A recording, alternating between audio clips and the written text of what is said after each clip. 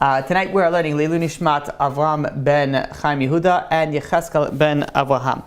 So tonight we're kind of continuing what we spoke about last week, but in a sense it's a little bit of a different topic, but it is very, very much connected. And we wrote on the topic that it's dating and marriage specifically because this type of information really, even though it's more geared toward people than the dating world, but it actually really, really helps married people as well. And the reason for that is we're going to be speaking about issues that people are looking for or people may have. And if you have that issues, maybe this is something that you should work on or you should focus on. So it's not only about knowing what a red flag is when you're dating somebody, but it's also knowing on how you're not that red flag, meaning that you're not the one that somebody else is coming to speak to his rabbi or her rabbi and saying, oh, wait a minute, this guy that I'm dating or this girl that I'm dating, she has X, Y, and Z. So you also want to prevent, not only you want to make sure that your spouse doesn't have red flags, you want to make sure that you don't have red flags. And if you're married already and Baruch Hashem, you found your zivug, you found the one for you, you also have to make sure the red flags don't just go away when you get married. They're still there. So if you have red flags, means just blaring issues. That's really the focus that we're going to be giving today.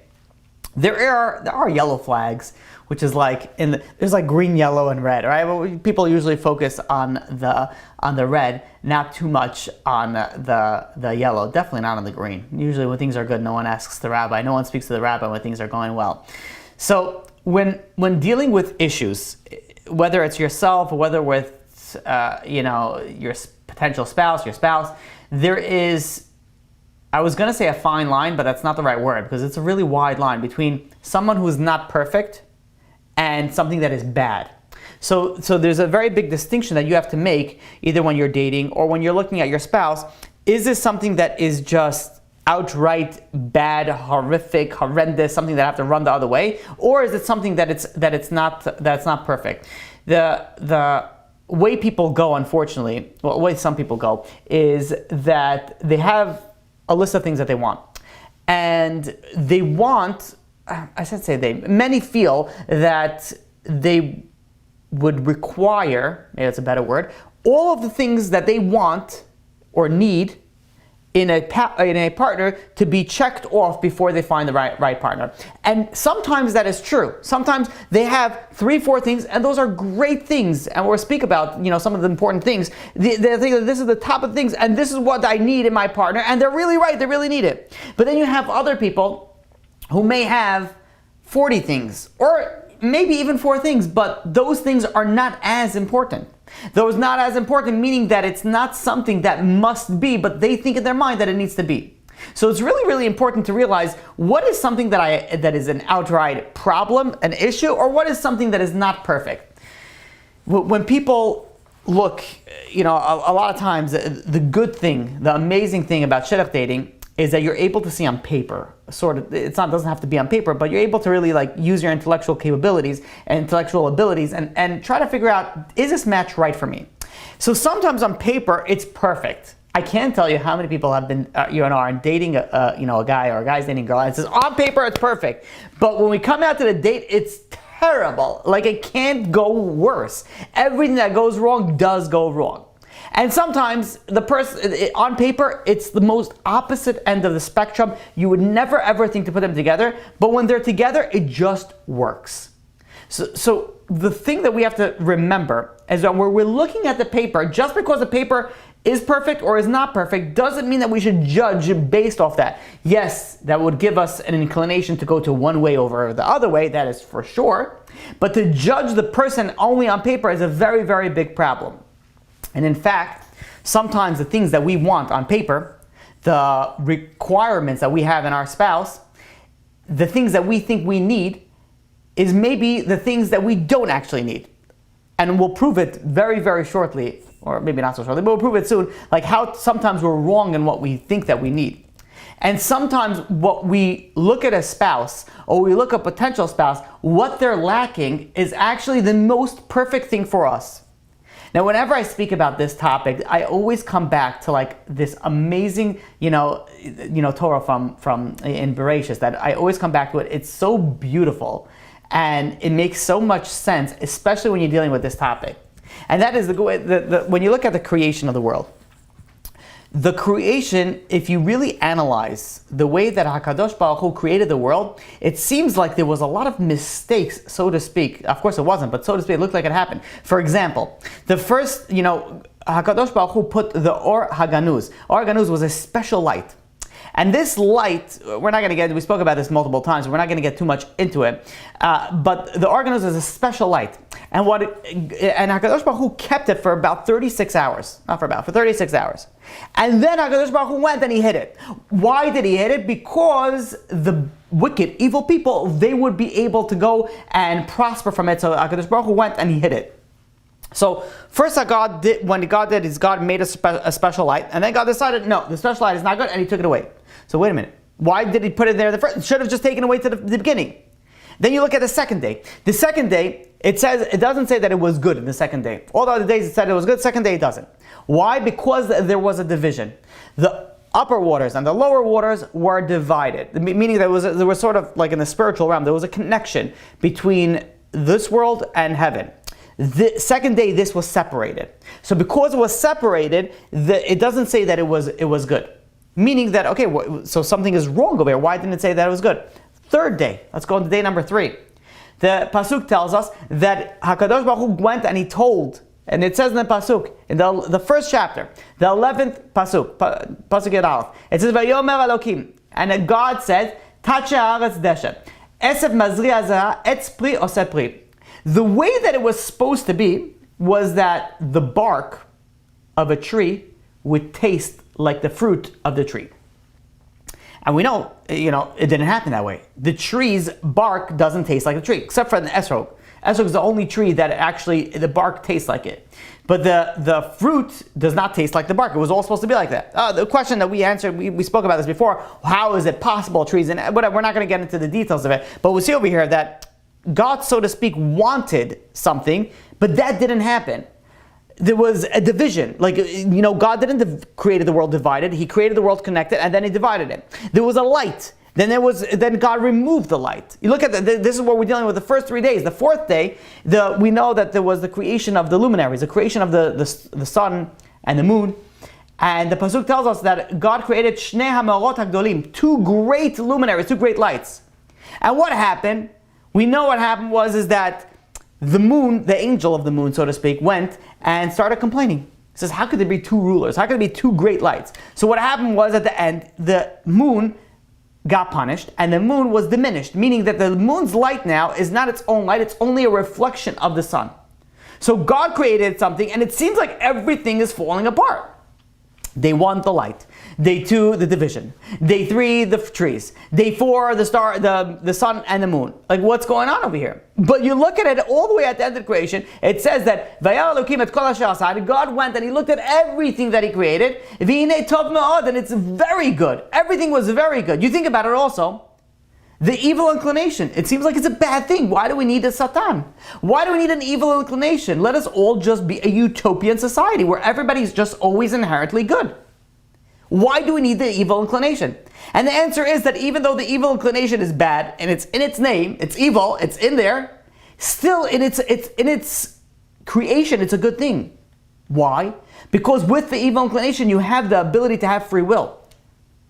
Without any sense of desire to do anything other than good, then all we are is just robots. We don't have the desire to go one way, we just want to do good. So the evil inclination gives us the ability to have a free will, to have the desire to do one way or the other, and hence give us the ability to have reward. Give us the ability to get, where the purpose of this, of this world, to go into the next world. So what we see over here is something so important, and especially in dating. That you look at creation, it looks like fail, fail, fail, fail, fail, fail. And at the end it says, and it was very good. Meaning that when you see as a problem is not always a problem. God created the world and it looked like it was making wrong things were not going into play. Things were not going the way that they were supposed to. And the lesson is that sometimes, and in fact many times, key words over here, imperfection is perfection. Because many times what you see as a problem in the spouse, in the person that you're dating, Sometimes, not always. Sometimes you have to run the other way. But sometimes you see the imperfection and that really is a perfection for you. I'll give you an example.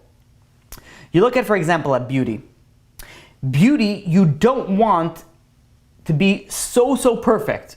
The imperfection in beauty is sometimes the perfection. The easiest way that I could explain this to you is Botox. Sometimes you see a person go and they're fully Botoxed out. They look like plastic Barbie. Their cheekbones are on their forehead, right? The skin is pulled back. It looks like they're running at 60 miles per hour and everything is like pulled back. They can't smile. They're always in one expression, but there's not a wrinkle. Oh, there's nothing going, everything, and they dyed I don't know all the details, their eyebrows, their eyelashes, their lipstick, they did everything. On paper, they would be the most perfect, beautiful person in the entire world. But when you look at them, it looks like they're defective. It looks like, someone put them in the microwave for a little bit too long. It looks like there's something wrong with it. And the question that you have to ask is, wait a minute, why doesn't that look perfect? Why doesn't that look amazing? Why doesn't everybody rush to do that? Because it doesn't look good for most people. Again, in small dosages, yes, there is beauty in it. But when you look at someone that goes to the extreme of it, it's not beautiful. Why? It's perfect. Everything is perfect. Everything is symmetrical. Everything's exactly the way that it's supposed to be. And the answer is because in the human eyes, imperfection is perfection. When you see someone with natural beauty versus plastic beauty, I guess, there is a very, very big difference in that. There is a very, very obvious difference in that. And we have to realize that when you're going and dating, or you're going and looking at your spouse, and you say, my spouse has X, Y, and Z, or this guy that I'm dating or I'm engaged to has this problem. Yes, and it has to be looked into, but sometimes, in fact, many times, that negative aspect, even though it bugs you, it irks you, it hurts you, it destroys you, but in many times that could actually work for your benefit. You think about somebody who's has issues with patience, no patience. When they order something online, this is how you could tell if you have patience or not. You order something online, you want it here yesterday. You're like, what? 3-day shipping? I pay for Amazon Prime. It should be 2-day shipping. The second day, it's after 9 o'clock. You're on Amazon customer service. Where's my product? You told me that it's going to be here on Thursday before 9 p.m. It's right now Thursday at 10 p.m. What's going on? Where's my product? I need it. I need it so badly. I just can't live without it. They'd be like, oh, you're talking about the knapsack, with the bedazzled heart in the front? Be like, yeah, it's very important to me in my spaceship journey that I'm leaving very soon before Shabbos, and I need it right now. Like we make everything, we need something. So if you have that, if that comes up where you order something, and I'm not talking about medication, that's important. Don't be like, well, I have patience, so I'll wait on my cardiac medication. No, there's certain things that you have to be impatient for. But you know what I'm talking about. In general, when you have something that you're dealing with that you need it right now, you have to stop for yourself. Wait a minute, do I have a patience problem? But maybe you go and you marry somebody who has plenty of patience. And they're able to work it. I'll be like, okay, talk you down off the ledge. Be like, listen, your Hello Kitty knapsack is going to come. Don't worry, relax. It's going to be there. There's times where the imperfection, which is really, in your sense, you're the imperfection. You don't have patience, but you really balance it out. You balance it out between you and your spouse. Two alpha personalities have a very, very hard time living together. Two perfect specimen of human beings sometimes have a very hard time connecting to each other because each one has a power alpha personality. So we have to relate and connect to each other. And sometimes there is that puzzle piece where a defect in one actually helps the other. And I'll tell you something even more. So you think, okay, fine, I have a patience issue, so I have to find somebody who has a lot of patience. And you think, okay, it's as easy as making that connection. It's not always. Many times, we don't even know the issues that we have. Many times, we don't even know what we have to focus on and what we have to work on as a person. But when we get married, and when we see an issue in our spouse or in our potential spouse, that really should be an inkling of, wait a minute, maybe this is something that I need to work on. Yes, it's very likely they need to work it on as well, but it's also a lens into where you're holding in your life. So we see over here a very, very important introduction to this topic. And that is that an imperfect couple is a perfect couple. An imperfect spouse is many times the perfect spouse. Because you have to realize, if Hashem put you together, there's a reason for it. There's a reason for it. You're here to work on things. You're not here just to cruise by. We would love to just cruise by. Cruise by life and have just everything handled. That would be great. So easy, so enjoyable. Don't need to work. Of course, everybody would want that. Well, not everybody, but most people would want that. But we're here for a reason, we're here for a purpose. So if we have a curveball that's thrown at us, there's a reason why we have that, and we have to go and deal with that. So when you're looking and you're dating somebody, or you're looking at the perfect person is not perfect. Now, I'm not saying go marry them and be like, oh, let me work on everything. This person is a serial killer. But you know what? I'm going to work on myself to love every person like myself. So, there's a line of where you have to like draw.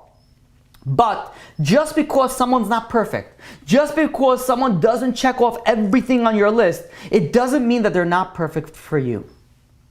There are many times that Hashem sends you the perfect person, and there's going to be defects, and there's going to be issues, and that's the most perfect person for you. I'll give you an idea on this. Let's say you go and you buy a house, and the house needs work, but you have two options. Option number one is before you move in, you fix it up the way that you like it. You're going to paint it the colors that you like it. You're going to change the fixtures the way that you like it. You're going to furnish it the way you like it. You're going to change the kitchen. You're going to do this. You're going to do a bedroom. Whatever, everything that you need to do, you do it before you move in. And the truth is, it's the easier way. More expensive way, but the easier way. Then, what happens when you do it that way? And you live in it, in the house, for 2 years, 3 years. All of a sudden, you start thinking about, you know what? I jumped to put in this light fixture over here. But you know what will look really nice in this? A different light fixture. I jumped to make the kitchen this layout, but you know what? It would be better if I moved the sink over here, put the oven in the island, and you start moving things around. When you're going and you're living in the house for a while, your vision changes a little bit. So the same ideas that you had when you moved in is not going to be the same ideas that you have 2 years down the line while you're living in the house. So some people, what they do is they move into the house and they slowly fix it up. They sort of live in it and they try to see what needs to be fixed, and then they fix it up according to like their mindset. They're not rushed to doing it, and they try to do it the best of their understanding while living in there. Usually that lasts a bit longer, depending on the personality, than somebody that changes it right in the beginning. Also, depending on the personality. So you know what happens in marriage? You look for something. You look for something when you're dating. And you have certain things that must be A, B, C. Those things are a must. It's a red flag if they don't have it. And then you find it, let's say. And you get married to that person. And you're married for a few years. But all of a sudden, EFG comes up. Different issues come up. And I'd be like, you know what? If I would have been dating, I would have really said, you know what the focus is? The focus really should have been A, F, and G. Like those were the things that were really, really important. Like as you go on, you decide to see like what's different and important for you. The biggest proof of this is that you have people that are dating, and when they're in their 20s, or their early 20s, I should say, they have certain things that are very, very important for them. And as they get older, the roles change, and all of a sudden what was important for them when they were 20 is not as important for them anymore when they're 25. And maybe they didn't get married and they're 30 already, so now the things that were important at 25 is not always important at 30. And things are constantly changing. And I'll tell you even a greater proof to that. When you speak to divorced people, and when I speak to divorced people, especially when they're starting to date again, they're like, so what are you looking for? You know what I noticed many times? What they're looking for, what's the most important thing for them, is what they were lacking in the first marriage. So for example, let's say that in the first marriage, the husband was very, very cheap. So you want to know what the wife is now going to be looking at in the potential husband, somebody who is not cheap. That's what they want to go and they want to focus on. And the flip side, when we're speaking on financial, sometimes, and actually many times, a lot of marital issues come up when there's financial issues. So if there's shalom bayis issues, many times it's correlated to the fact that there's money issues, and that really results in some stress and anxiety, and it breaks up very easily into fights in the home. So let's say a couple was in this situation that had money issues, and unfortunately they got divorced. The woman now is going or even man now is going and is dating other people. What is one of the most important things? They want to have security, a financial security. They want to have money. So when they were dating originally, money wasn't that important to them. When they were dating originally, the fact that the person was cheap or not wasn't that important to them. But they went through such horrific trauma, this became the most important thing for them. They went and they were married to an angry person. Now they have to make sure that whatever they find is not somebody who's married, because they can't. It's sort of like a PTSD, this post-traumatic stress disorder. They can't even think about something like that. So meaning that our things that we decide what is important and red flags for us is a lot of times depending on our surroundings, and that's why it changes as the time goes by. It depends on our upbringing. It depends on so many factors. And in many times, even though it may not be a red flag for other people, it really should be a red flag for you because you can't handle that. So I'm not saying that's a wrong way to look at things, but that's a red flag that sort of came upon yourself based on the situation that you are in. Versus a red flag that's a red flag across the board. A red flag like in all situations. So I hope you understand the difference over here. There's red flags that's because of me, and there's red flags because those are red flags. So we want to differentiate between these two. We're going to put a little bit of a pause on this, and I want to transition into a subcategory of when you're dating for somebody, when you're dating with somebody, for somebody, when you're dating someone. What are things that you should think about while you're dating? What are things that you should look at? Now, this is not an all-inclusive list. This is a very fluid list, and this is a list that's just some of the important things. There are many other important things, and we're only going to speak about, some of them. Number one, and this is in no way in any particular order. Number one is, do you share the same values? You're dating a guy. Do you share the same values as this guy? And if you don't know what that means, then there's bigger issues. Do you have values? What I mean by that is what is your highest priorities? What is so important to you? And if you don't know how to answer that question, then you have to stop and think, how do you find somebody else to sort of spend the rest of your time when you don't know yourself yet? And I'm not saying wait until you figure yourself out to get married and you have to go and travel to Tibet and travel up these mountains and try to isolate and ponder and think about who you are, and then maybe when you're 40 or 50 or 60 or 70 years old you'll be ready for marriage. I'm not talking about that situation. I'm talking about the fact that you have to stop for maybe a day or two or maybe a week and try to think, what is my priorities? What do I want? What is my values in my life? And I'll give you an example. Let's say for prayer, let's say. So let's say a woman has prayer extremely, extremely important for her. Very, very important. Tefillah for her is she always talks to HaKadosh Baruch Hu. It's so important for her. She never misses a prayer. She always says Tehillim. It's something that's very, very important. So this is something that is very, very important for you.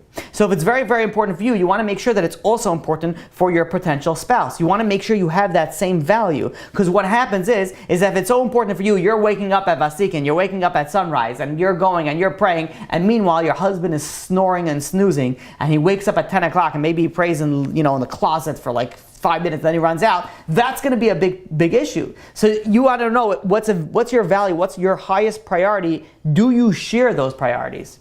Another example is the Torah. Is Torah so important to you? And if it is, you want to make sure, and it should be, that your husband also has that importance to it. You have sometimes women, and I've spoken to a few people in this category where I ask them, is it important that your husband goes to minyan? They say, oh, I would like it, of course it's the right answer, but am I going to get upset? Not necessarily, I'm not perfect. That's the greatest answer I get. I say, is this important? Oh, I'm not perfect, so how can I expect him to be perfect? Which is true, but it's really more of a problem in you right now than your future husband. But you go and let's say you speak to a woman about about learning. A person goes and you ask a woman, do you want a husband that goes and learns? Maybe he can't learn every single night, but a few nights a week, let's say. It'd be very lenient. A few nights a week, goes and learns. Be like, oh, it'll be nice, but I don't necessarily need that. I don't want that. And she goes and she marries a guy that doesn't have that, is not interested in learning. And then what happens? All of a sudden, she realizes the importance of learning. She starts listening to and all of a sudden, she's like, wait a minute, I didn't realize learning Torah is so important. I didn't realize praying with a minyan is so important. I didn't realize all this. All of a sudden, it becomes important to you. And then what happens? And then you look at your husband and be like, well, it's not important to him. So you're looking at things that maybe weren't important for you before, all of a sudden this is where things sort of transition and change. So you have to stop and think, where are you going? Where is your focus? You're building a family. Do you want your husband to go and pray with the minyan? Or do you don't mind that you're going to have teenage boys who are after bar mitzvah and they see that daddy or tati or abba or pops or whatever is going and he's snoring on Sunday until noon and not praying? And that's not going to bother you? So you have to stop and think in the future a little bit. Where are your values? And if you're not there as a person, then the question is, are you able to grow there? Are you able to get there? And if it is, then that should be your value right here, right now. You might not be there yet, but that's where you should be focusing on. And I'm not saying you should have a big gap. That's a very, very big problem. We're going to speak about that a little bit later. But you have to figure out who you are. The point that I want to bring out is you have to figure out who you are and what you want out of life. And then you can start figuring out what you're looking for. Sometimes it's simple, values, simple priorities. Let's say there's a wife, there's a girl that always would want to have guests. It's so important for her. She grew up in a house that she always had, the door was always open, there was guests. When you're dating a guy and this is something that's so important to you, you want to make sure that the guy is, some guys be like, no, I just want to eat quickly and I want to sleep for 12 hours until I have to pray again. Or whatever it is, they're not interested in guests. They're not interested in hosting. So you have to make sure some of these priorities, they match up.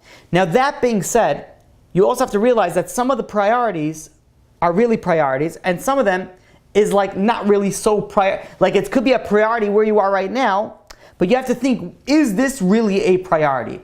Is this something that I cannot bend? And I'll give you an example.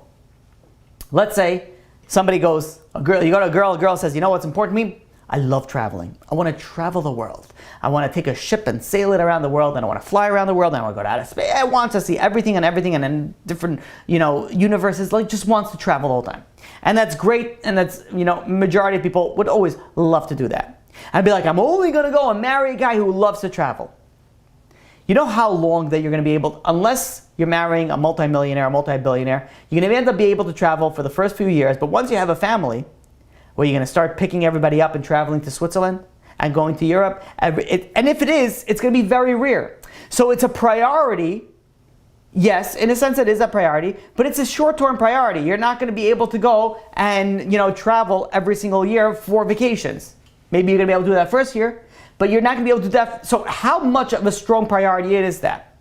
And for some people, it's Yahar Ve'al. It's something that is extremely important. And fine, to each their own. But you have to think about it. When I have a priority, where do I rate this priority? How high is this priority in my list that I must need? And you have to stop and think, okay, I'm 20 years old now, I'm 25 years old now. Is this going to be the same priority when I'm 30? When I'm 35? Is this something that I'm going to want for my future? It's very, very important that you realize that you're building your future. You're not building your tomorrow. You're building the rest of your life.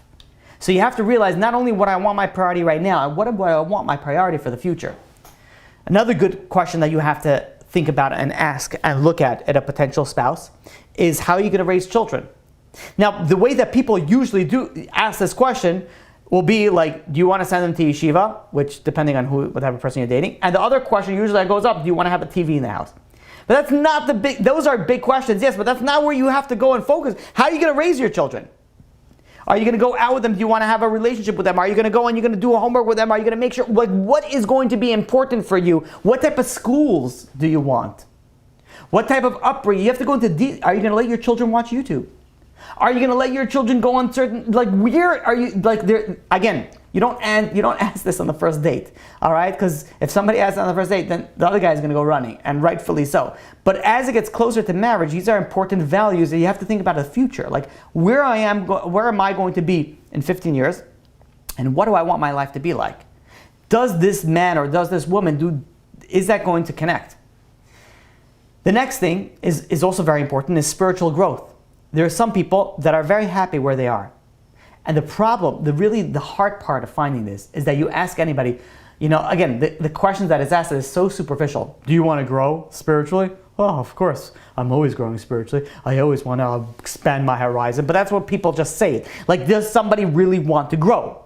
You have to. It's a difference between like saying, yes, I want to grow, and actually wanting to grow. There's a very, very big difference. I've spoken to people 15 years ago that their desire is to grow, but they have stayed exactly the same for the past 15 years. If you have a desire to grow, then you should have done at least something.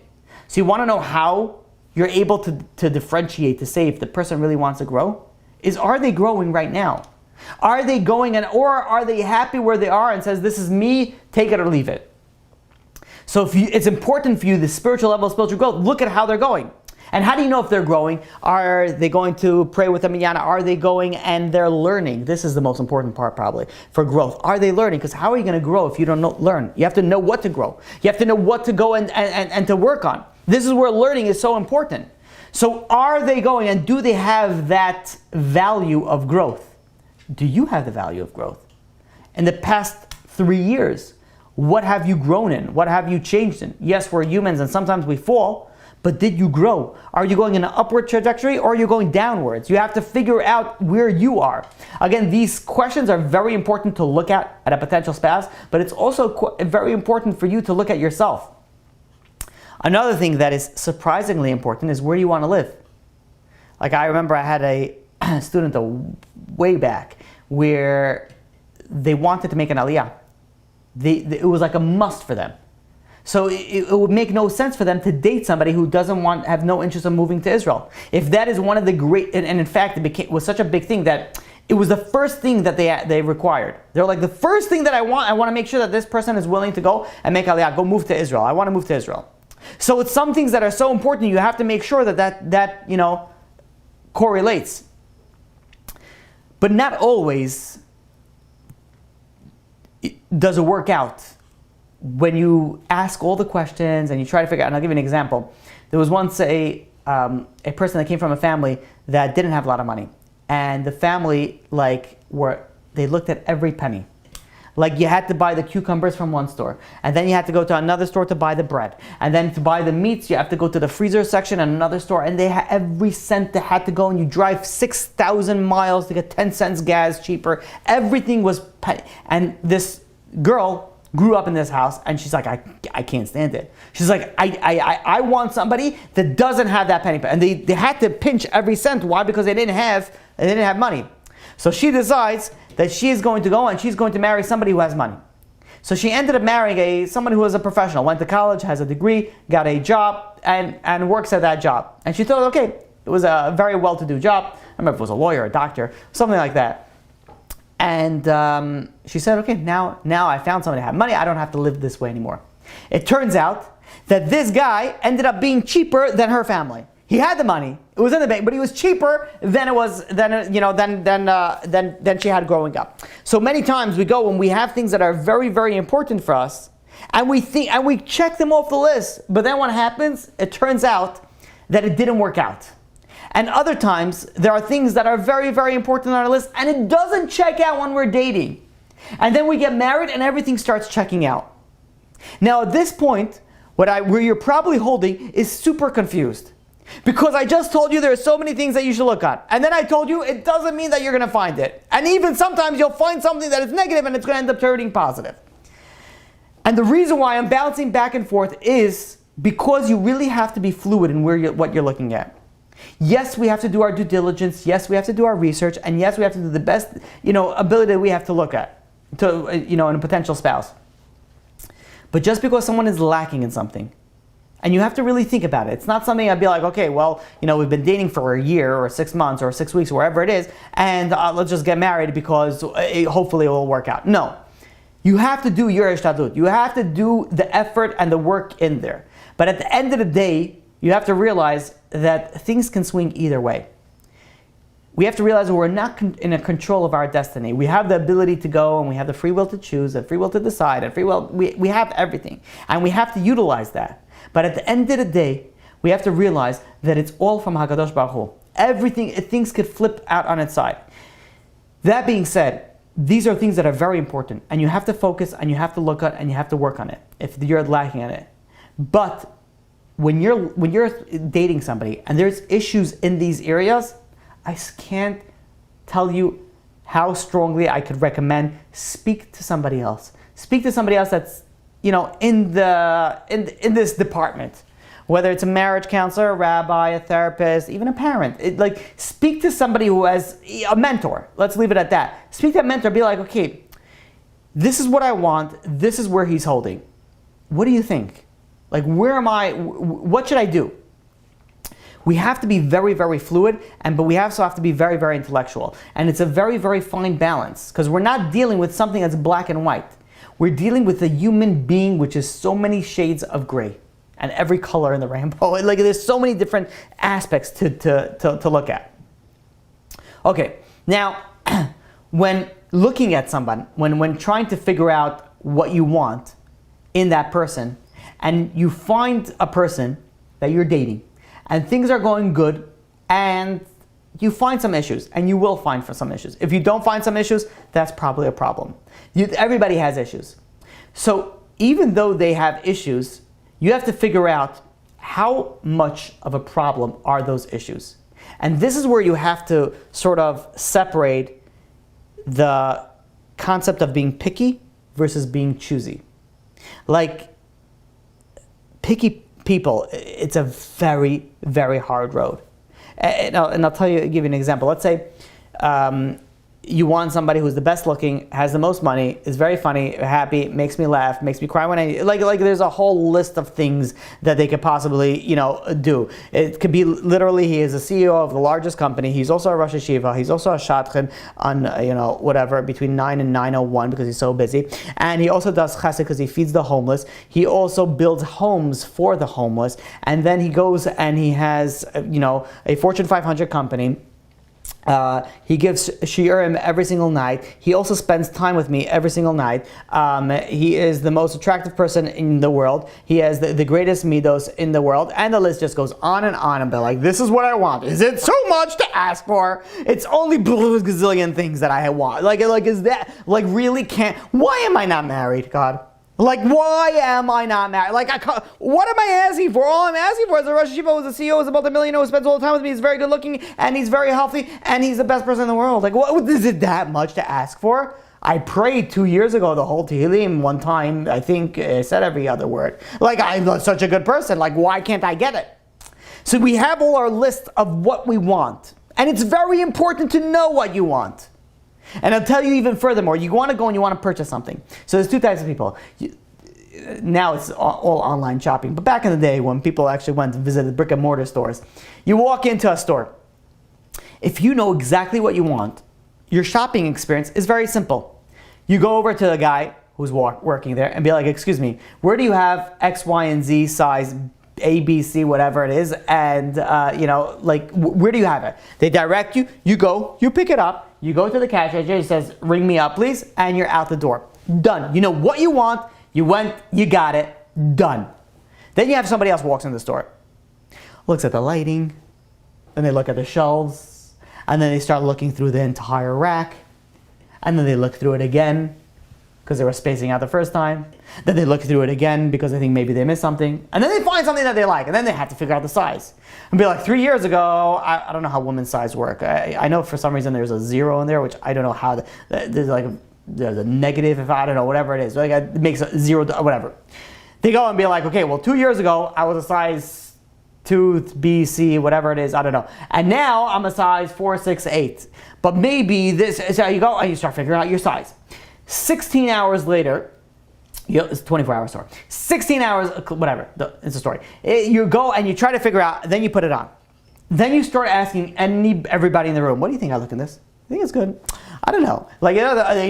So undecisive. And then you feel like, you know what? I got to think about it. 2 years go by, you finally come back and you decide to purchase the thing right next to it. You come over there. You're never sure what you want. And then you figure it out. You want to buy a pair of shoes? 6 hours, you're looking in the mirror. Do I look good in this? Do I look good in this angle? Do I look in that angle? Let me see how comfortable it is. Let me see how I'm going to walk in this. What can I wear with this? Can I wear this with this? I can wear that with this. Okay, but then all these things. And then 14 hours later, your husband wants to divorce you, and your children don't know where you are. You're missing mommy because she's been shopping for shoes with us, and you have no idea what you want. So you have two different people over here. You have one who is decisive, knows exactly what they want, they get it, Shalom Al Yisrael, husband's happy, children are happy, everyone's singing and dancing. Then you have another person who doesn't have a clue what they want, they walk into the store, they still don't know what they want when they leave. So what's the right way that you need to go? You think about it, the best way, the best person over here is the person that knows exactly what they want and they get it.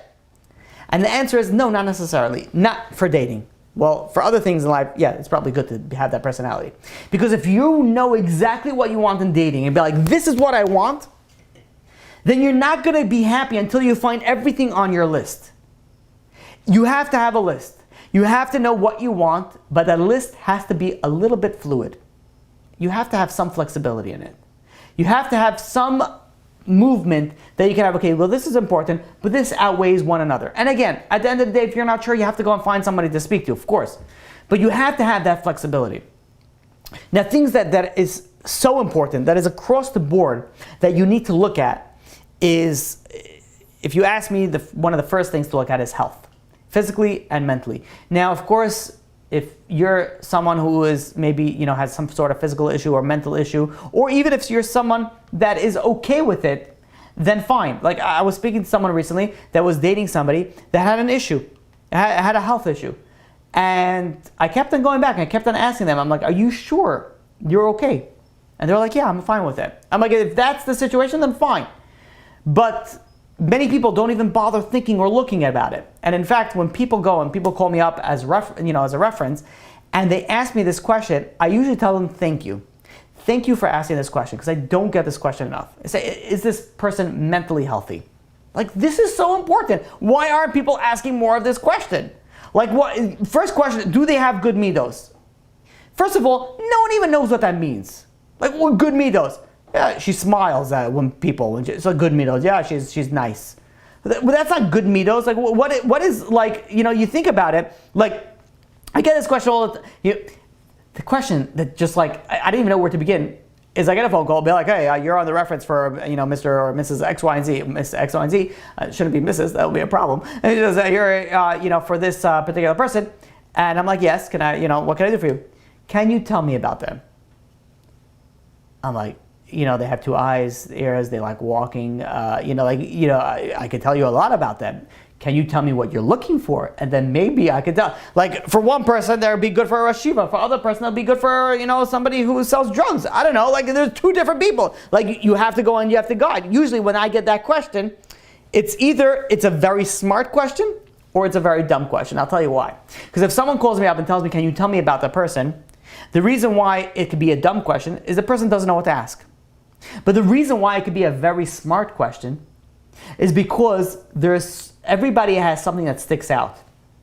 And when somebody goes and asks me that question, it could be what they're looking for is like, I want to know what sticks out about that person. So you could tell me, oh, this person does chesed. That means that this is what embodies that person. This person always smiles, is always a happy person. So in one sense, it could be a brilliant question. In another sense, it could be a silly, useless question. But when you speak about midos, you have to figure out, like, what does that even mean? You're asking somebody, you call them up, do they have good midos?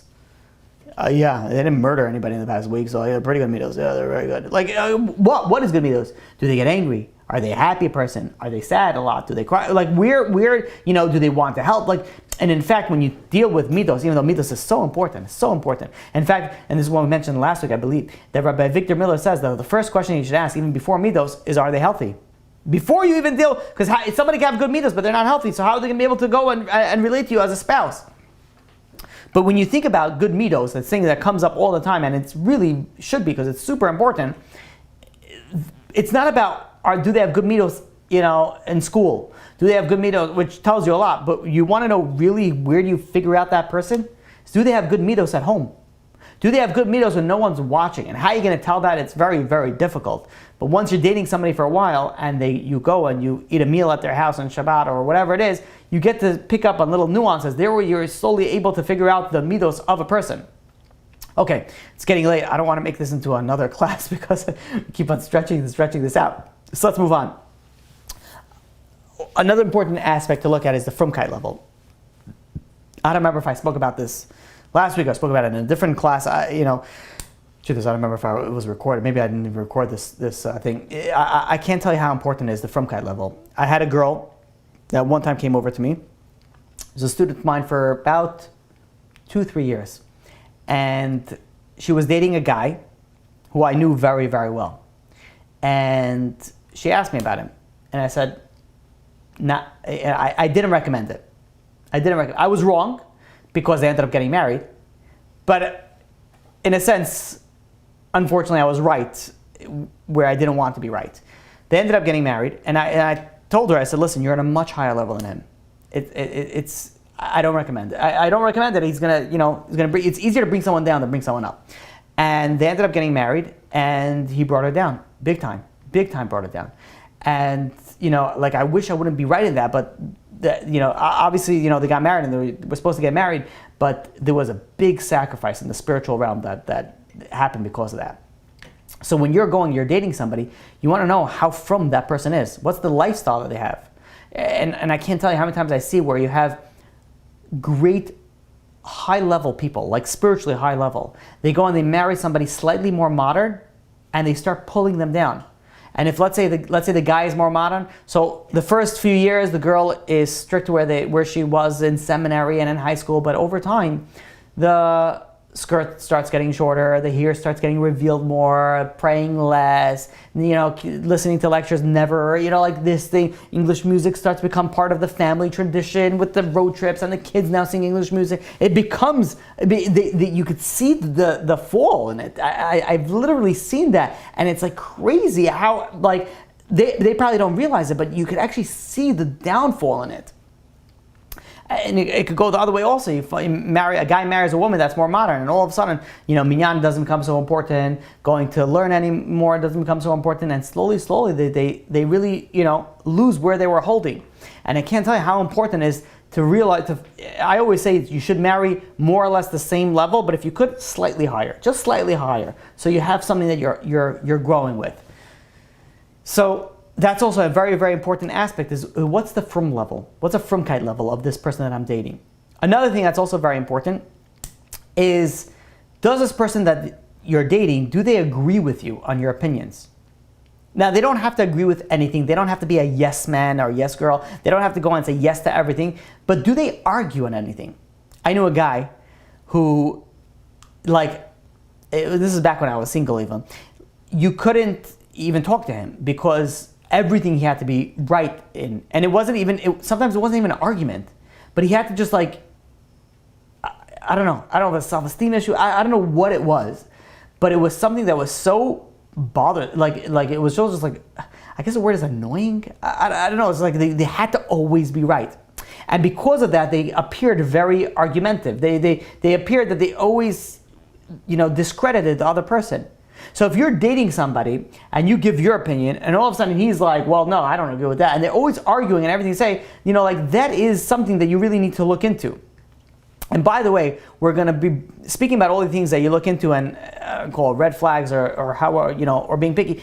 Not everything that we say is a problem. Like sometimes the problem is in a minute scale, meaning that, let's say this thing, or the argument of the agree with your opinion.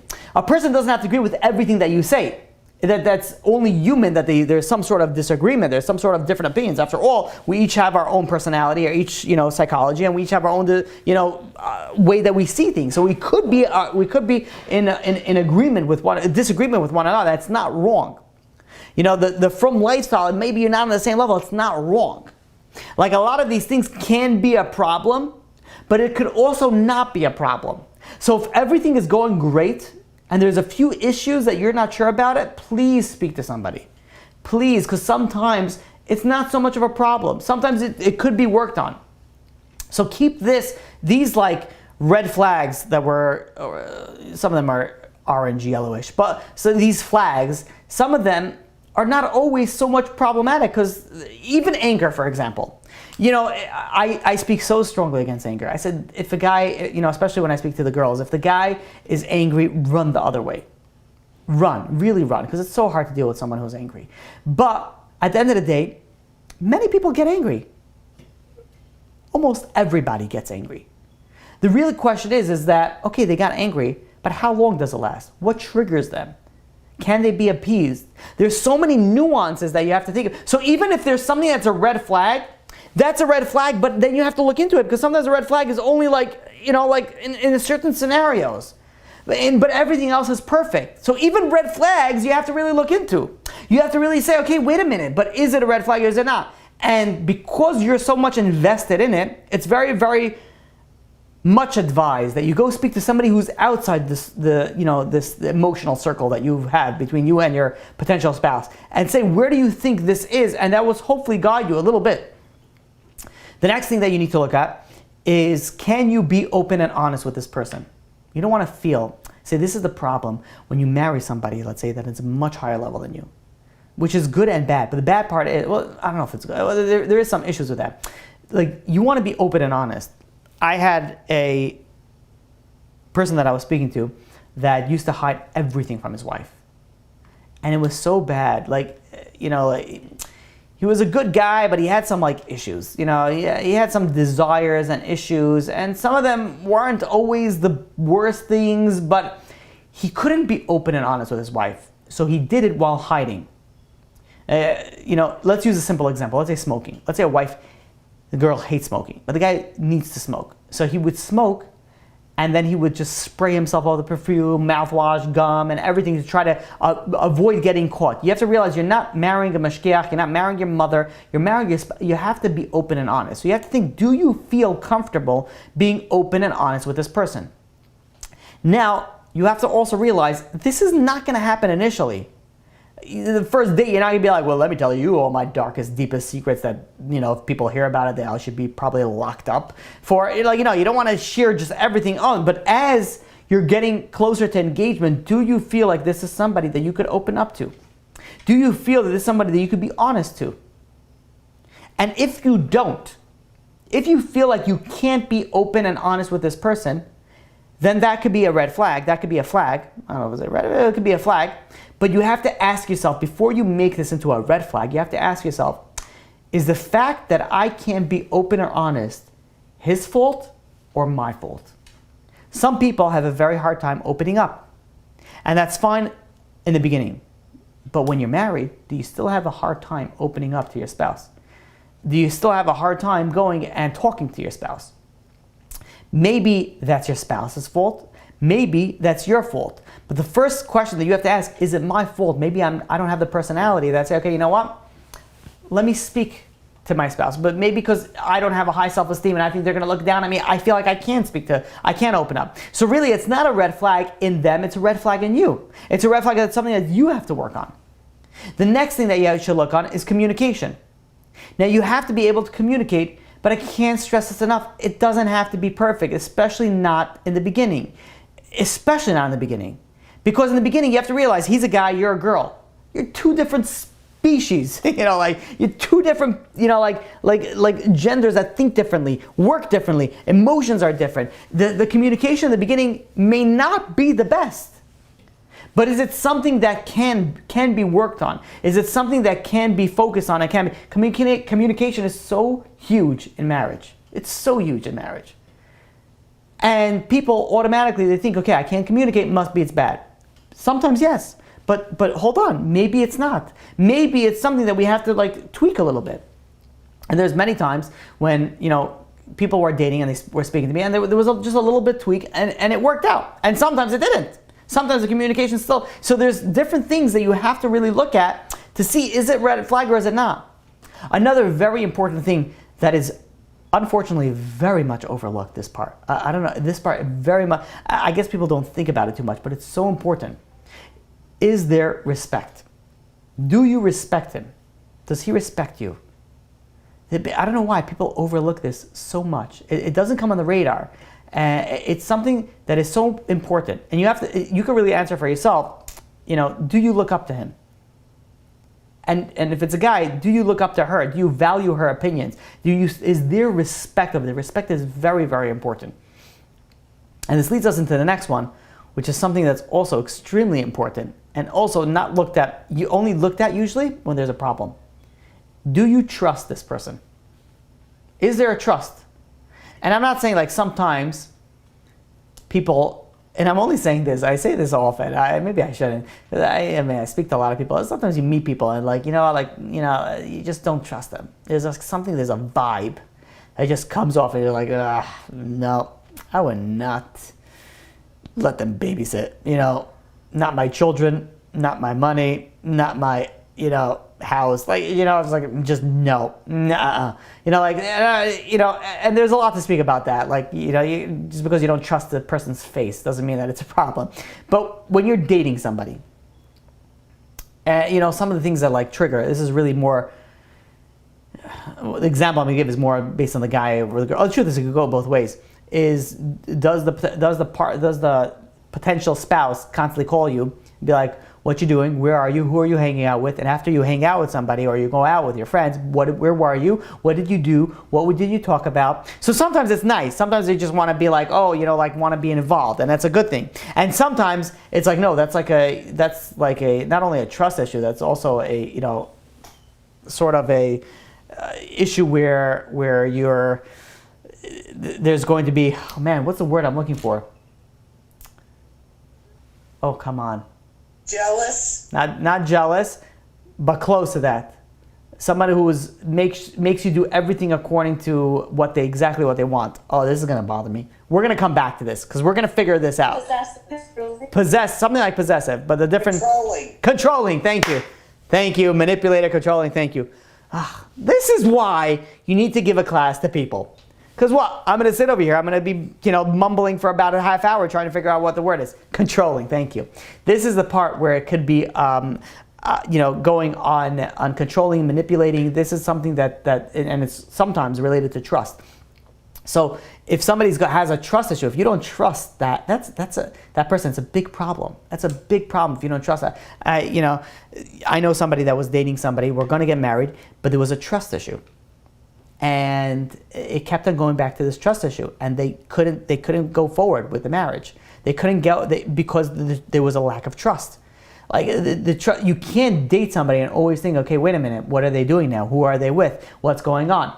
Now, sometimes it's on you. It's because you have your brain starts working overtime. When I didn't mean crazy. I meant working overtime. Like a choo-choo train. You're going and you're working overtime. Be like, wait a minute, what is he going? He didn't answer my call. Okay, where is he going? Oh, is he? Some people when a spouse doesn't answer a call, think is everything okay? Is everything out? Other people, the first thing they think about it, who is he with? What is he doing? What's going on? Start interrogating him, try everything that happened. So the question you have to ask is, do you trust this person? Very, very important. The next thing is also important, but there is flexibility in this, is what do your family, friends, mentor, parents, very important parents actually, what do your parents think about this potential spouse? If everybody that you speak to says, not a good guy, stay far away, that should really put something, if everybody is saying there's a problem with this guy or there's a problem with this girl, look into it. I'm not saying drop it, but definitely look into it. You really have to go, when you're really looking at all these issues and you're looking at a potential spouse, I can't stress how important it is that, are you willing to marry this person as they are right now, without any change, without any improvements?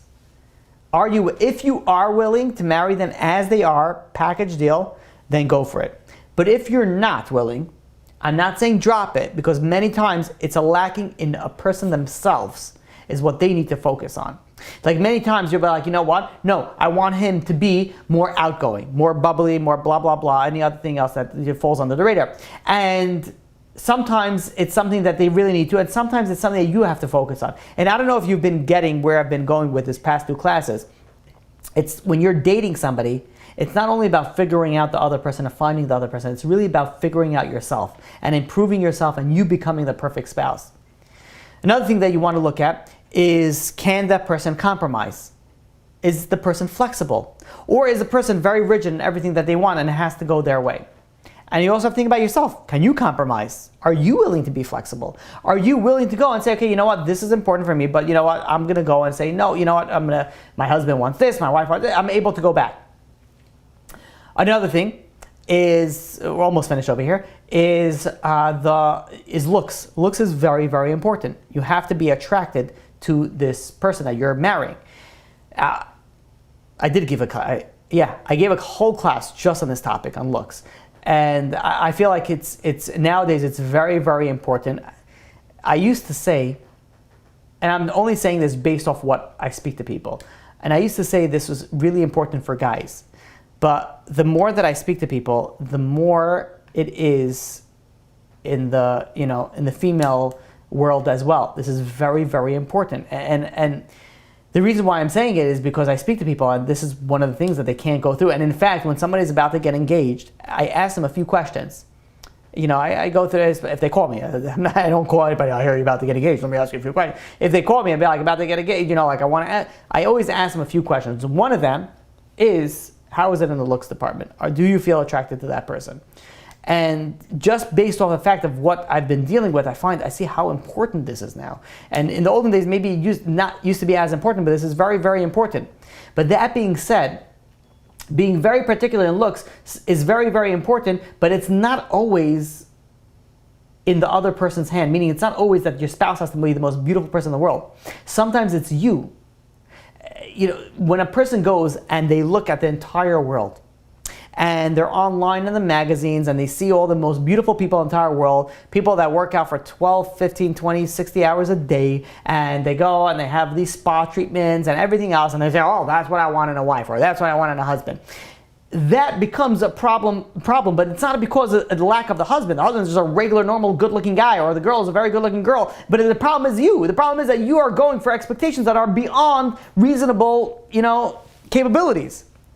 So sometimes it's about you. And it's not only that, it's also, and the reason why I say also it's women, I've spoken to women that are dating, and they're like, no, I only want a guy who's very, very attractive. And I'm like, and I start digging a little bit into it. I said, can you explain me a little bit what you do? What goes on? It turns out 9 out of 10 times, these girls, or it's even guys, but it's also in the girls, they're on Instagram the whole time. They're reading up all celebrity gossip. This is what they're surrounding themselves with. The people that they focus only on looks, and they, besides the fact that they put thousands upon dollars in their looks, and they don't work, so they're working out all the time, and they're going and they spend all the crazy about the money on clothing and plastic surgery and all these things, and this is what they want. So when I go and I ask a person, okay, are you attracted to this person? It's not only the fact, is that person attracted to you, but do you work on yourself not to look at the entire world and build yourself of what you need to be on the highest level, and that you're only going to get attracted into that type of person, or man or woman, it doesn't matter. So looks is important, but sometimes it's really on you to work on it, not on the potential spouse to be the most beautiful person. It's really you to focus on. There's a lot to speak about that, but we spoke about that previously. If anybody wants to look up that class, it's a class I gave maybe 2016 or 2017, and the title was something about plastic surgery. Do you need to make your spouse have plastic surgery to make them more beautiful? Something along those lines. I don't remember, but it was something that had to do with plastic surgery. So if you go to Torah Anytime and you just go on there, my page, and you search plastic surgery, that's the only one that comes up. But I feel like that's very, very important, especially if this is something that speaks to you and this is something that you have an issue with. Okay, next is important, is a good family. Now this is important, but let's speak a little bit about this. You're going to have children, Mirz Hashem. You want the children to have good grandparents, good aunts, good uncles, but it doesn't mean that you have to break it off if it's from a divorced family, if one of the members are not religious. There's a lot of flexibility over here, but there is a nice importance to having a good family. The next thing, we got to go because it's getting a little bit late. Do you feel secure? Or better yet, does that person make you feel insecure? That's a better look. Does a spouse make you feel insecure? And this could be because of criticism. It could be from a bunch of different things. So these are things that you have to go and you have to look at also. And the final thing that I do want to mention on this is, especially if it's a guy, does the guy have a rabbi? I can't say how important it is. But again, if you're marrying like a modern guy, he's probably not going to have a rabbi. He's probably not, and it is a problem. But it's such a great thing to have a rabbi, because it's like having a mentor, a guy, someone who's a guidance for you in life, and could sort of has experience in life, knows how to guide you. It becomes so important. So that is also something very, very important to look into. Now, I want to bring up before we end. There's a few things I wanted to bring up. I can't. We're going a little bit over time, but I want to finish this topic. So please bear with me. There was a question that was asked. Was what are things that you should not tolerate, like red flags that you should run the other way without any questions asked? And it's a very hard question, because like I said before, even if you're dealing with anger, which is a very bad thing, but everybody gets angry to a certain point. So there's a lot of subcategories that you have to ask for. So when I was asked this question, like what's something that you can't tolerate and right away you have to run away, like the two things that came up to my mind is if you're dating somebody that's currently married, run away. And if you're dating somebody that's wanted for murder, run away. Like those are the two things that like came up to my mind and be like, well, you know what? That's like no tolerance for it. But like when you think about everything else, like anger, you have to look into it. There's problems, like immodesty is a big problem. Men and women, there's a immodesty. Women, the way they're dressed, men, the way what they're looking at. There's a lot of big problems over here. But again, you have to look at a little bit more details. Someone's cheap, big problem, but you have to look into it. Unresolved mental issues, huge problem. But like, is it something that you're okay with? Drug and alcohol problem, also a huge problem. But maybe they got over it. Maybe they went to rehab 10 years ago, and they're like, there's so many things that are really red flags. Like I'll tell you one thing, maybe that also that also comes up, and it's hard to like give them an excuse for it and be a little bit flexible on it. Is that if you're dating somebody and you caught them lying multiple times you caught them in a lie, like that's all right, that's pretty bad. Like there's no way, like, okay, like everybody lies. Not really. I mean, you shouldn't be lying all the time. Anger like comes up sometimes, like lying. So there's some things that it really is like run the other way. You feel unsafe. You don't trust the person. Those are things that even if you work on yourself to a certain extent, it's very difficult. So there are certain things that you could say, like, yes, you don't need to tolerate, but it's very hard to say, and I'm very worried to just say it straight off the bat, like, oh, these are the things, because you really need to speak to somebody, because sometimes it's a problem in the person and you really should run away. It's really a red flag and you have to run away the fast as you can. But another time, it's a problem in you. It's a problem in what you need to focus on and what you need to grow on, and it's not really the problem of the other person. So we spoke about quite a few things. We went through a lot of material, and I went a little bit fast, and I apologize. We really could spend a lot of time on this. Maybe down the road, we'll give a little bit of a longer series on this. But I wanted to give a little bit of a brief overview of these things that are important. But I can't emphasize on how important it is that even if you see a problem, an issue, now if it's something that you're dating a guy or a guy is dating a girl and there's like no shaykhs, it's like nothing to talk about, then fine. But if you're dating somebody and you find red flags, but like everything else is perfect, and there's like one or two issues, before you break it off, please speak to somebody. Please speak to somebody that you trust, that has your best interest, and like just to like clarify, like, is this something that I should run away for, I should look into, or like what do you think that I should be? Like, try to get an outside opinion, someone who you respect and somebody who has a head on their shoulders that could be able maybe to guide you a little bit, just a little bit. At the end of the day, you have to realize you're making the decision. It's nobody else. You're living with this person. You could ask a rabbi, a mentor, whatever it is. At the end of the day, you're the one who's living with this person. So they could give you their opinion, but you're the one who's going to have to live with this person, so you have to make that final decision. I want to finish off with one final thought, and that is when Adam HaRishon,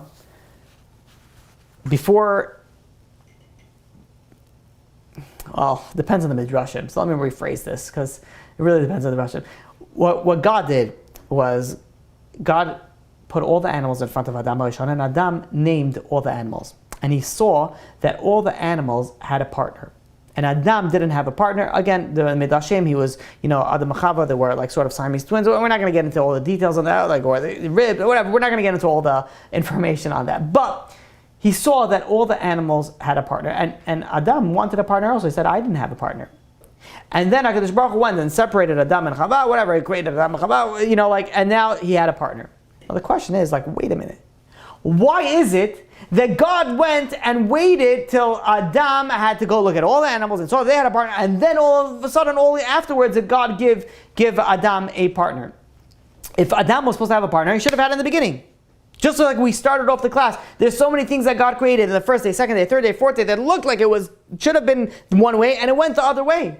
Why is it that why is it that God didn't create Adam all of a sudden in the beginning with Chava? Why is it that God didn't create the things the way that He wanted? God could have created anything exactly the way that He wanted to. We answered before that sometimes imperfection is perfection. But the Chizkuni goes and brings down, you want to know why? First God went and showed Adam all the other animals, and everybody had a spouse, everybody had a partner, and Adam didn't necessarily have a partner yet. It's because now, when a God gives Adam a partner, now Adam is going to appreciate it. He saw what he didn't have. He realized that he didn't have something. Now he's going to go and appreciate it. We have to realize there's a dating process, and it's difficult, and people get burnt out. And there's so many questions. And why? Why can't it be just easy? Why can't it just go well and smooth? And I can't give you all the answers. But a very important answer is that the harder you work on it, the more that you will appreciate it. So you realize if you're dating for a while, this should be a little bit of a nechama, a little bit of a consolation for those that were dating for a while. You're dating for a while and you can't find the right guy, or the guy can't find the right girl.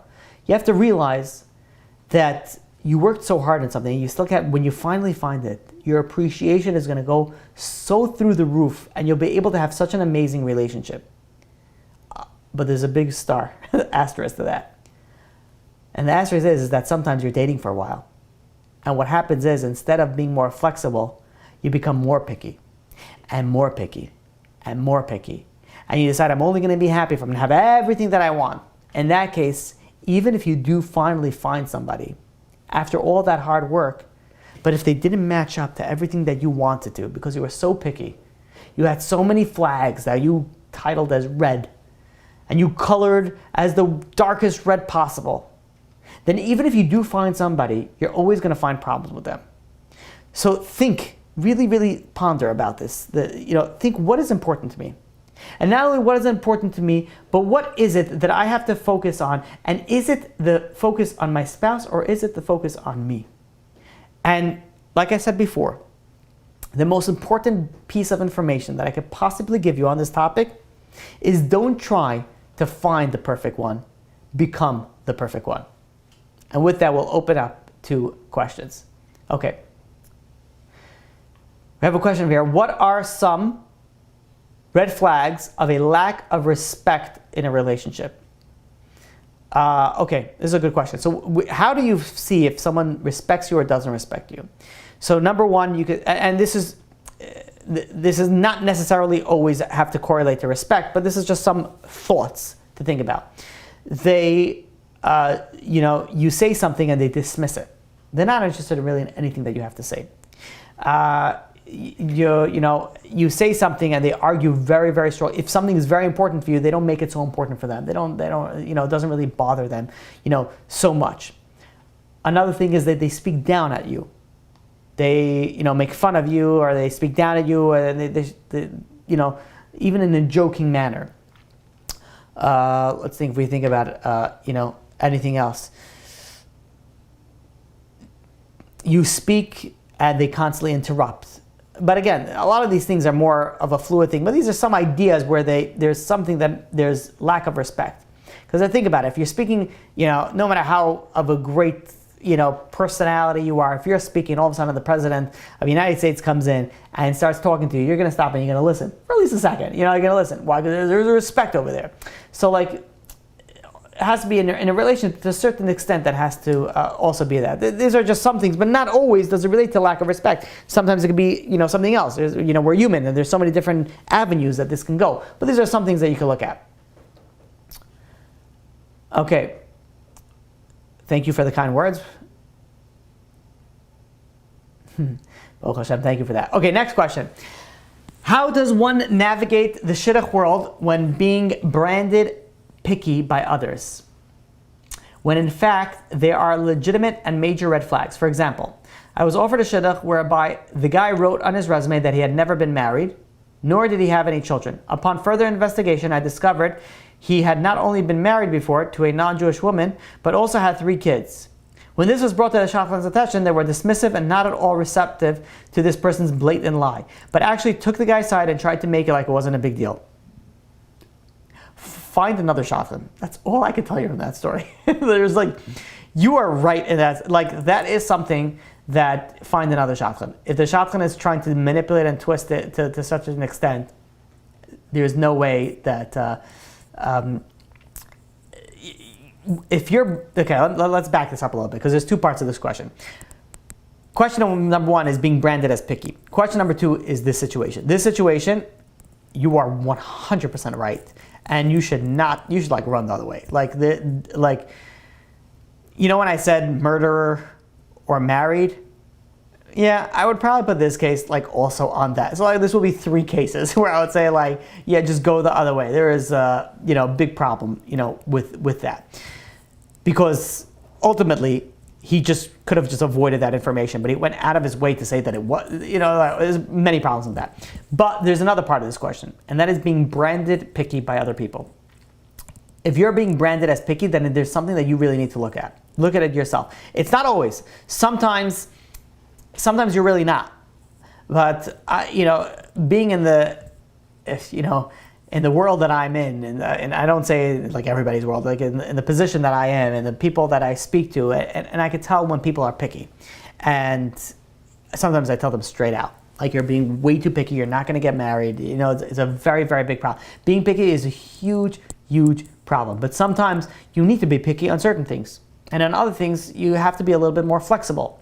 So there's different things what you should be picky for, and what different things that are not. There are red flags. They're really something that you should not be picky for. And these are things that you really have to think about. What is super important. And if you're not sure, or even if you're sure, sometimes it's beneficial to speak to somebody and be like, this is what I have as picky. Do you agree with me? Because I've spoken to people who had red flags that were not even yellow. They were no issues whatsoever, but in their mind it became red flags. And even if somebody made it important, nonsense of nonsense, under no circumstance would that even come close to a yellow flag. But in their mind it was a red flag. So there are certain things that you should be picky for, and there's certain things that there's really no need to be picky for. It's nonsensical, if we could call it that. Okay, next question. I'm asking this question because my cousins are here. What is the proper age to date? More importantly, is it allowed to date in high school if the couple is shomer and waiting to get married when they're old enough? That is a great, great question. Not only for whoever's here, but that's such a good question. And the answer for that is that if you're not dating for marriage, it's a big no-no. Not going to work out for you. Not going to be good. Definitely to stay far away from that. Dating in high school is one of the worst things that you could do in high schools. One of the worst things that you could do. First of all, it takes up so much of your time, so much of your emotions, so much of your intellect. You can't focus on it. It's so bad on so many different levels. There is nothing to gain from it. And I'm telling you that you don't. If you're not dating for marriage, you do not gain from it. You're you emotionally draining yourself. And eventually when you do get married, it's going to affect your marriage. The fact that you dated in high school, it's going to affect your future. I understand there's such a strong desire, especially at that age, and there's a lot of desires that goes on in that age, especially if it's a little bit of a modern crowd, and it's I understand the need for it, but I can't emphasize this enough. You are going to regret it so much in marriage. Once you finally get married, it just backfires on all angles. And I spoke about this before. I could really speak so much about this. But when you're dating and it's not for marriage, what's going to happen eventually when you do get married, you're going to end up comparing, contrasting to everybody you dated before, especially if it wasn't for marriage. And they're all going to fall short. Because when you dated not for marriage, you were just dating to have fun. So you only focus on the good parts, and you don't really focus that much on the negative parts. And when you finally get married, you'll be like, wait a minute, but the guy that I was dating or speaking to in high school never gave me these issues. Oh, if only I would have gotten married with him. If only I would have done that. Or you start comparing your husband to that guy and be like, well, that guy was much better looking. He was, exercise, and he ran, and my husband, has a little bit of gut, and my husband, doesn't have such a sense of humor. He had a better sense of, you start comparing and I can't tell you how much people suffer for a few years of having fun. There's so much to speak about this. There's really a whole class I could give about this.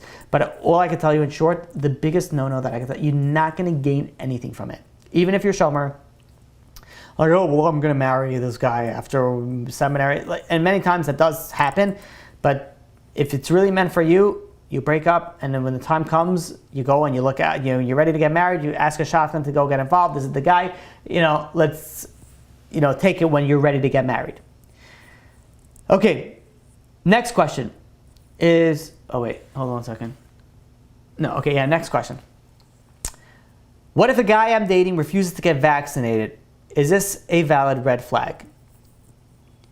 Not necessarily. This is a very good question for the days and the times. Not necessarily. I wouldn't say that it's a red flag. And the reason for that being is that, let's say you marry somebody who is a conspiracy theorist. And I'm not saying that's what the reason is.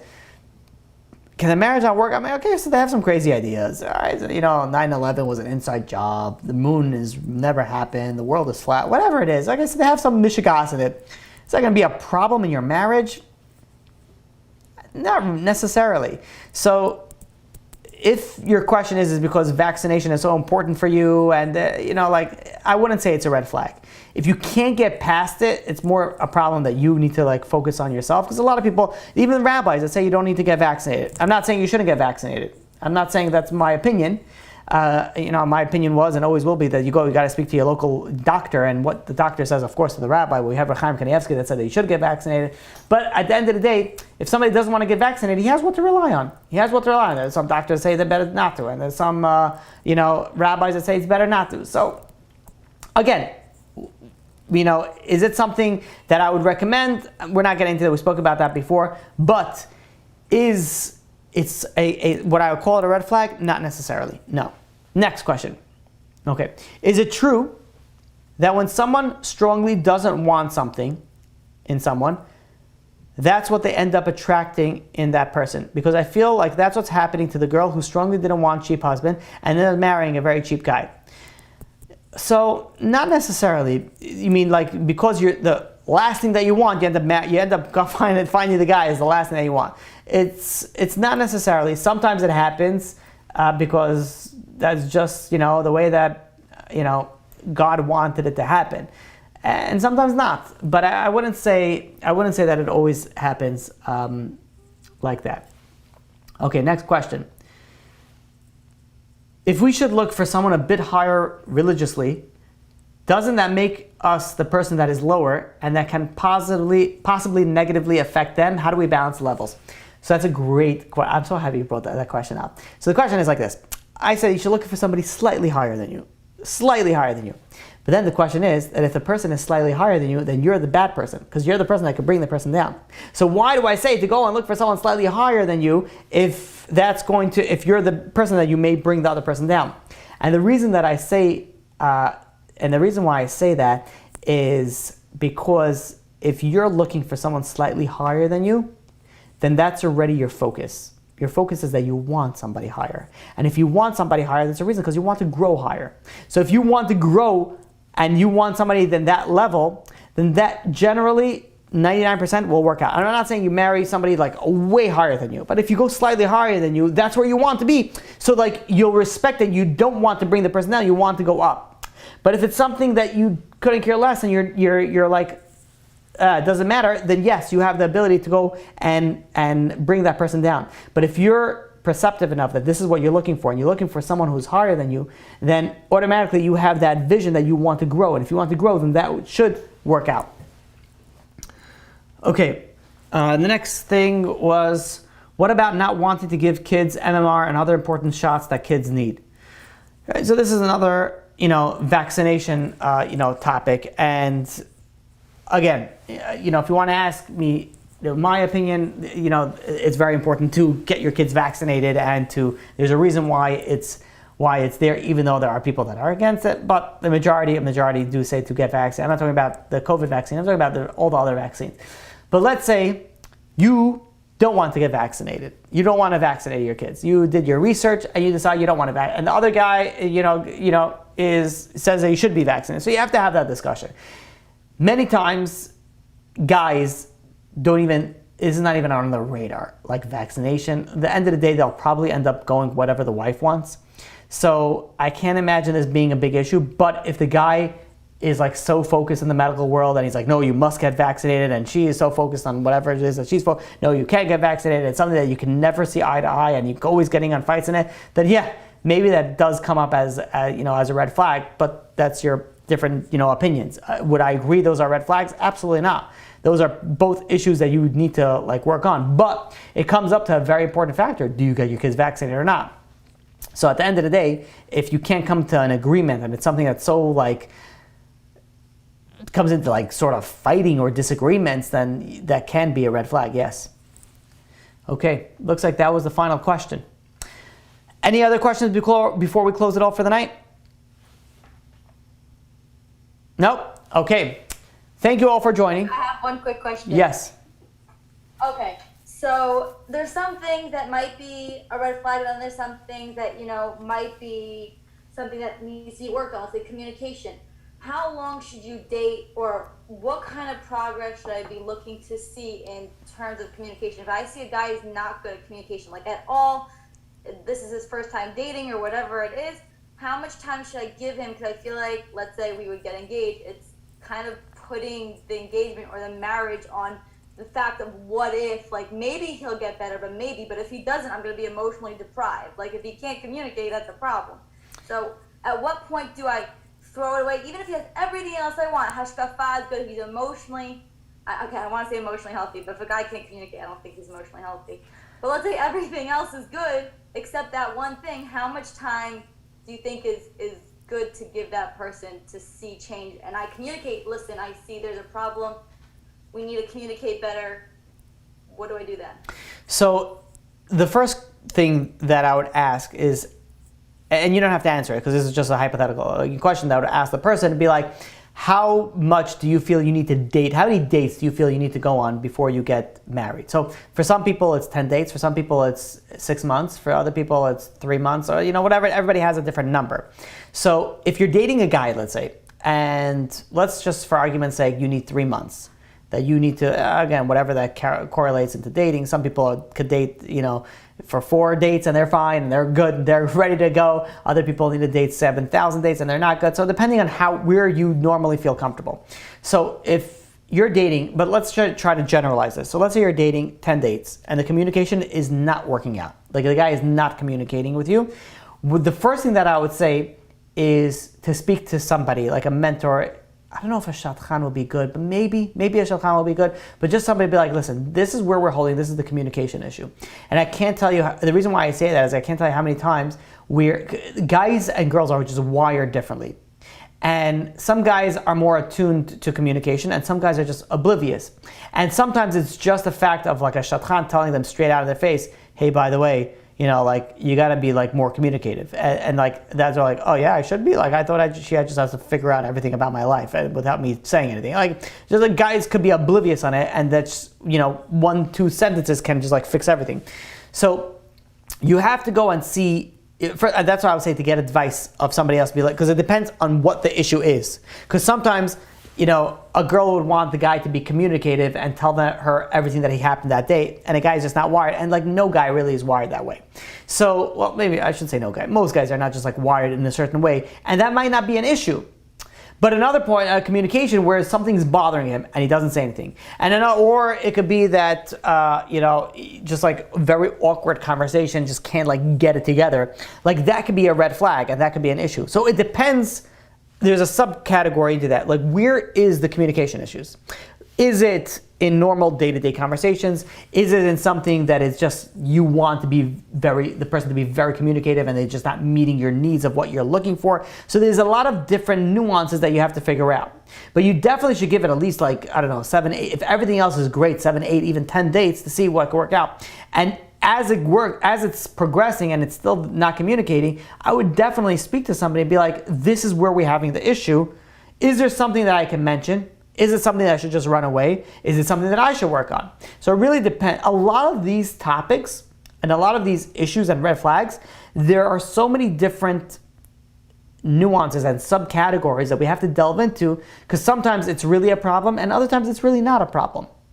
So if I would just say how many dates to get I would say to go on, maybe 8, 9, 10 dates, but that should be in collaboration with somebody who could sort of guide you and give you a little bit of of an understanding of maybe how to approach it, or maybe sometimes even just to speak to him. Not you speak to him, maybe the shopkeeper should speak to him, maybe his rabbi should speak to him. So there's different ways to approach it, and then to see if it actually approves.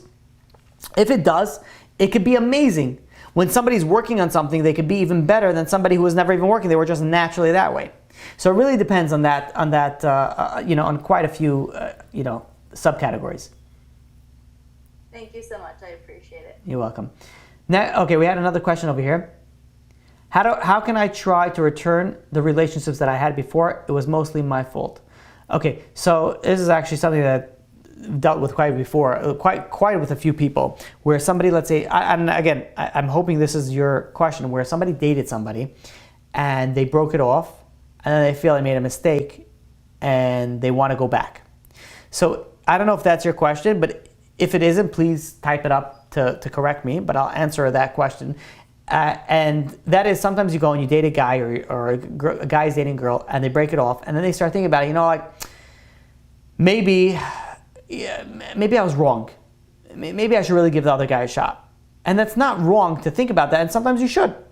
And I usually tell people, if you feel like then try to get another shot, get a shotgun involved and see if you could get it up again. And at first I usually ask, what was the issue? And then I say, let's see if you could, get it back together again. If you could, then good. If you can't, then don't dwell on it. You did everything that, even though you may have made a mistake in the past, you may say, oh, maybe I lost the right one. You did everything that you can, try to move past it. But what happens if you're dating somebody and they broke it up with you and you want to continue dating it? There's a little bit of nechama that you can have over there, even if you're the one that's fault. If the other side broke it off with you, again, you could always try to start it up again. But if the other side broke up with you, this is out of your hands. This wasn't my decision. I may have made a mistake. Maybe I should have said something. Maybe I said something. Maybe I did something wrong. But at the end of the day, if the other side broke up with you, it should be a little bit of an easier on your mindset, because Hashem, I was willing to go on more. He or she didn't want to continue going out anymore. So what can I do? If you still want to try and start it up again, then I would recommend to get a shotgun involved.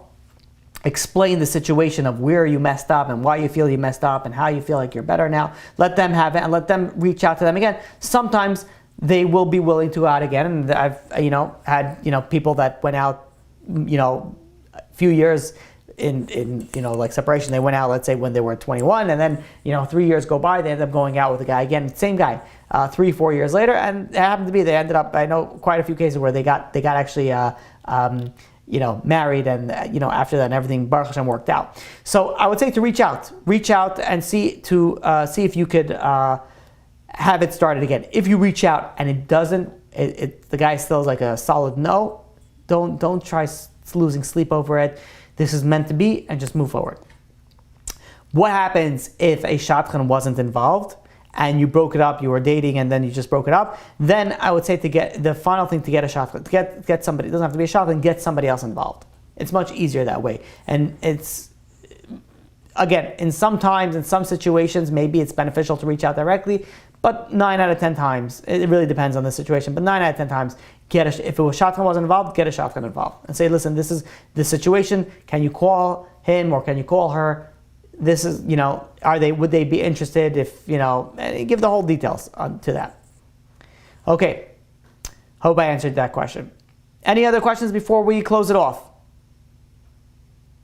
All right. Bye.